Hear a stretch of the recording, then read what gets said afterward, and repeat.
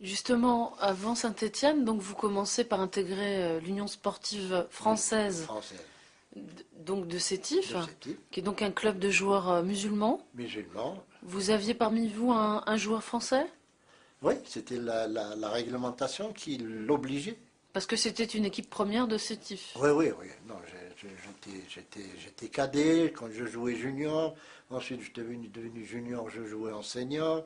Et puis, bon, j'ai bourlingué un petit peu pendant 4 années. Et puis, ensuite, en 54, je suis allé en France. Mais c'était une équipe aussi d'un football, de création, d'un football qui était le football de 82, quoi. À cet effet, justement, comment vous êtes repéré pour monter à Saint-Étienne? Comment ça se passe? Eh bien, se passe, et coïncidence extraordinaire, il y avait un Israélite qui était à Sétif, qui avait un petit journal, le petit Sétifien, il appelle ça, 2 feuilles, quoi.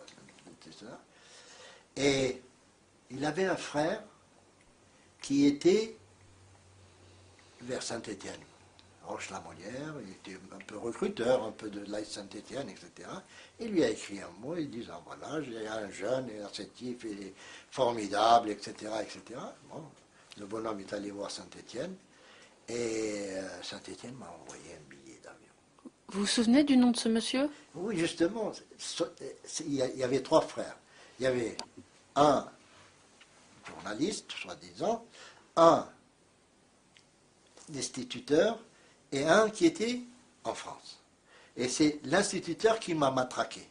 C'est terrible ça. C'est cet instituteur qui me giflait, qui giflait tout le monde bien sûr, et qui m'a fait dégoûter l'école.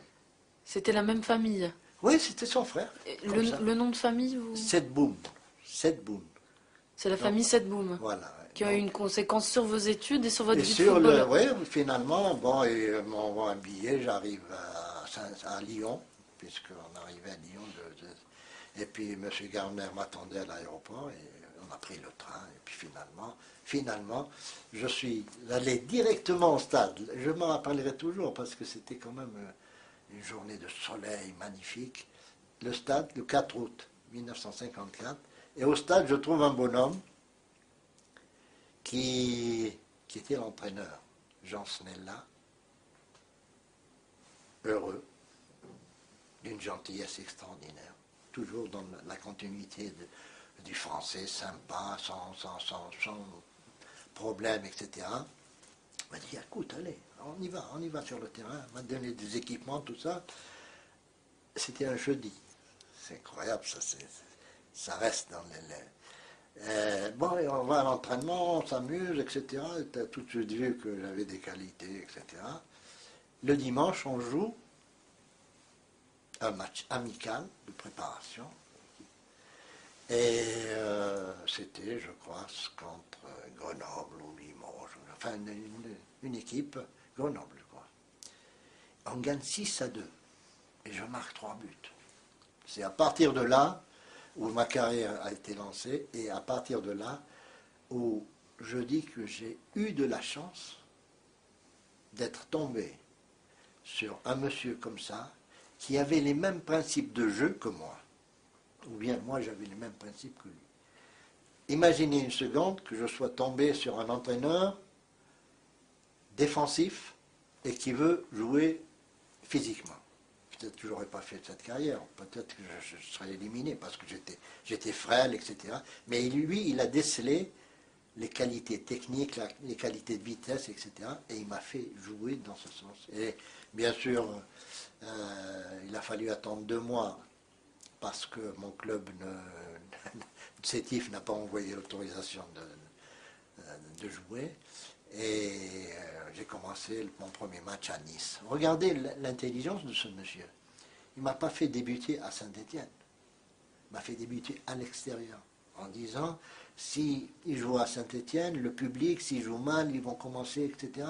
Je le fais jouer à l'extérieur et après. Donc c'est parti comme ça. Justement, le public, comment vous a accueilli le public de supporters à Saint-Étienne? Le public est un public connaisseur. C'est un public connaisseur, il a tout de suite senti qu'il y avait chez ce gamin de 18 ans quelque chose, une patte, etc. Donc, bien sûr, c'était le bon contact avec tout le public. Et bien sûr, un an après, on est champion de France.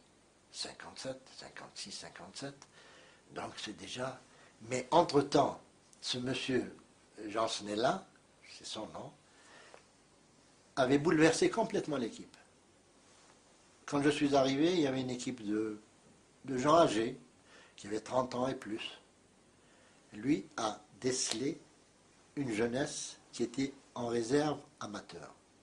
Il a intégré tous ces joueurs, Ferrier, Tilinski, Perroche, Coujon, tous ces garçons qui étaient de ma même catégorie. Il nous a mis dans le bain et un an après, on était champion de France. C'est-à-dire à la fin de la saison, on était champion de France, 56-57, et c'est là où l'école stéphanoise a démarré avec justement cette assise technique, ce fond de jeu, cette joie de jouer, parce que c'était la première chose qui nous inculquait. C'est un joueur de football qui n'a pas de joie de jouer, il vaut mieux qu'il aille à l'usine. Vous étiez donc heureux? Très heureux, d'autant plus que, bien sûr, un an après, il y a la sélection, équipe de France, équipe B, équipe